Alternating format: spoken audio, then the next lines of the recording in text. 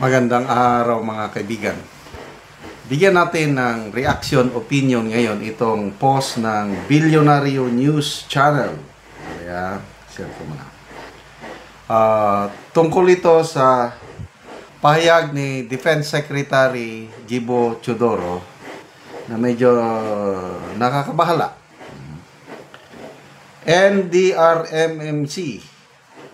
NDRRMC Chairperson and Defense Secretary Gilberto Teodoro Jr. warned, nagbabala, that residents who refuse to comply with police enforced evacuation orders may face charges for disobedience to a person of authority.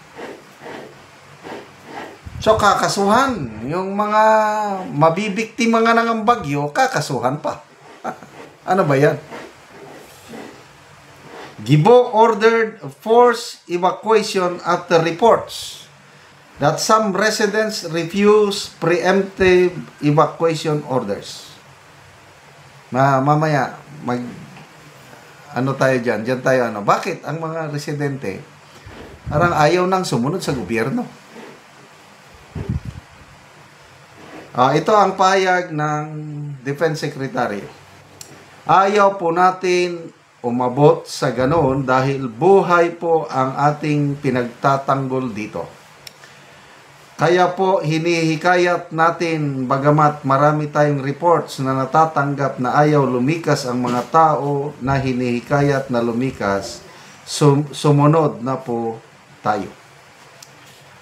Okay, so bakit ayaw sumunod? Ito, opinion ko lang ito ha.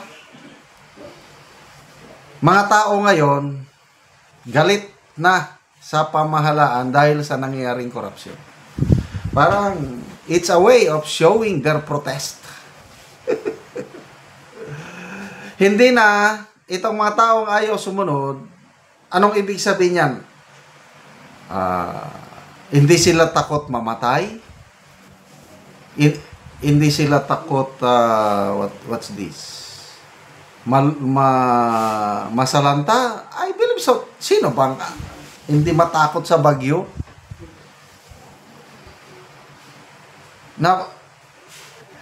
Napapanood ng taong bayan ngayon dahil sa social media, makikita mo talaga yung kawawang nangyari sa Cebu.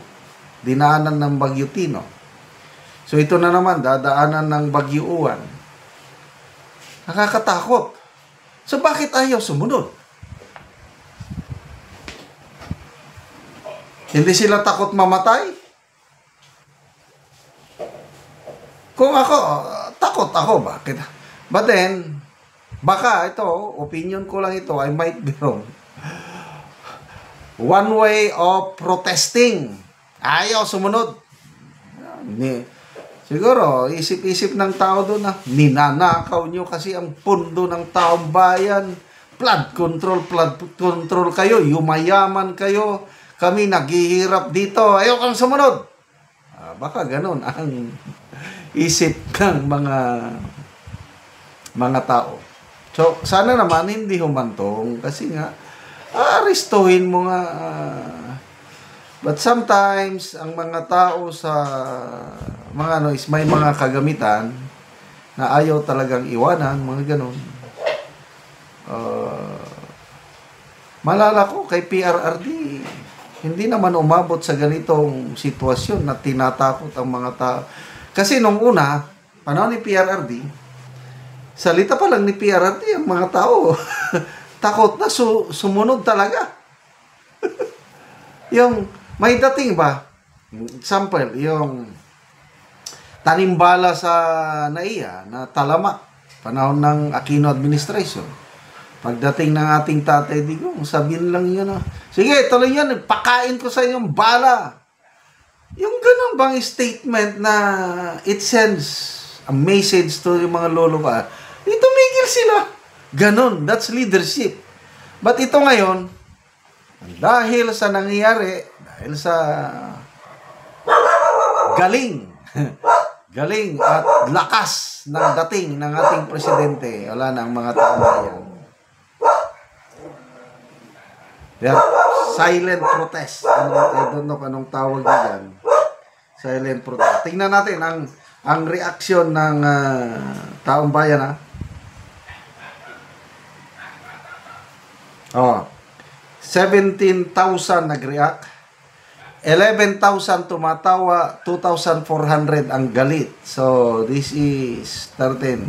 So, 3,700 lang nag-like. Around 85% tumatawa sa mga pronouncement na ganito ng gobyerno. Ulang na talaga. Diodorin Sags. Kasi wala nang totoo sa mga sinasabi nyo. Kaya ang mga tao kahit buhay nila nakasalay, hindi na maniwala sa gobyernong ito. At bakit ngayon lang? Dapat noon, wala pang bagyo, may aksyon na kayo. Loca Asek, Crocodile Presscon. Leonor Cibrian, biggest money heist season, Philippine version. Leonor Ababon, lights, camera, action ka pa. Oh, pa-presscon lang kayo dyan. So you see, itong mga comments, may hinanakit. Na parang, you do not really care for us. Kayo, mga powers that be, salita lang kayo, pinapabayaan nyo kami. Kaya hindi kami maniwala sa inyo. Buhay namin ang nakataya, bahala kami sa buhay namin. Ganun na po ang predicament ngayon. Sa aking opinion lang, ha. Oh. Vanessa Uncada, mag-evacuate kayo kasi ang kapalit 5K lang ang buhay natin. Oh. Tingnan nyo. Anong klaseng presidente na bibisitahin mo ang mga nasalanta ng bagyo?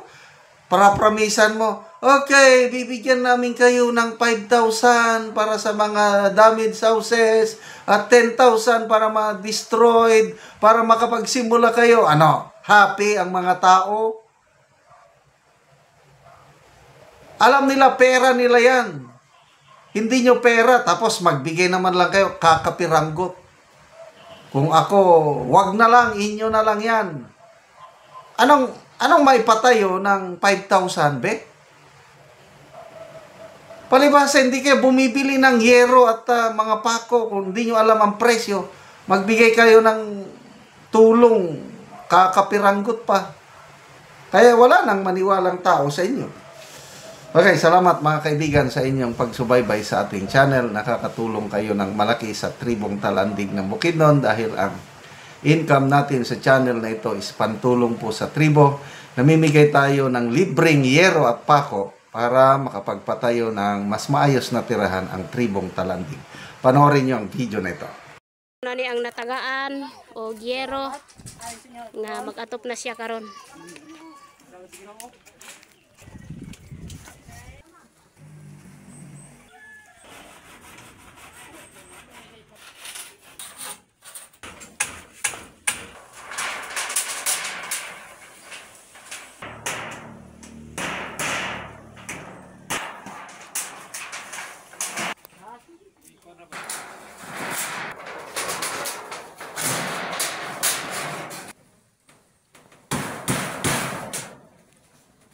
O gumana gyud ang pag-atop ni Kuya.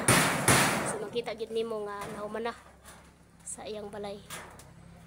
So nindot na gyud kayong balay ni Kuya kay nahuman na siya og balay nakigpuyo lang ni siya sa iyang ginikanan o mo ni ang iyang gikuanan sa iyang balay. So karon Kuya, human naman gyud ni imong balay. So unsa imong masulti nga nakahuman na gyud ka sa inyong balay? O pila na ka tuig ang imong pakigpuyo sa imong ginikanan kay nakipagpuyo man lang ka? Ako, daw ang pasalamat din ali ko kay ako di makatukod ali kung kuan kay ako gapunan ako sa ako ugangan o kuan ko tuig mana. So 5 na ka tuig Kuya. So na kay anak Kuya? Wala pa. Wala pa mo'y anak. Ako pasalamat ko sa Ginoo kay ako salamat kay sa Ginoo og makakita sa video dayon. Tungod sa mong kalisod, di kini makagbay kung dili tungod aning unyon. Nabag yun. Kay Nagpasalamat gyud mo nga natagaan mo giyero. nagpasalamat din sa hero kay kung di tungod sa ila di gid makagbalay gid ay kay ang paningkamot ko tubro gid sa kaog gid para sa pamilya. Oo, so maayo na kayo na ang inyong kuan. Nakaatop na gyud mo. Sige. Salamat. Sige kuya, salamat pod.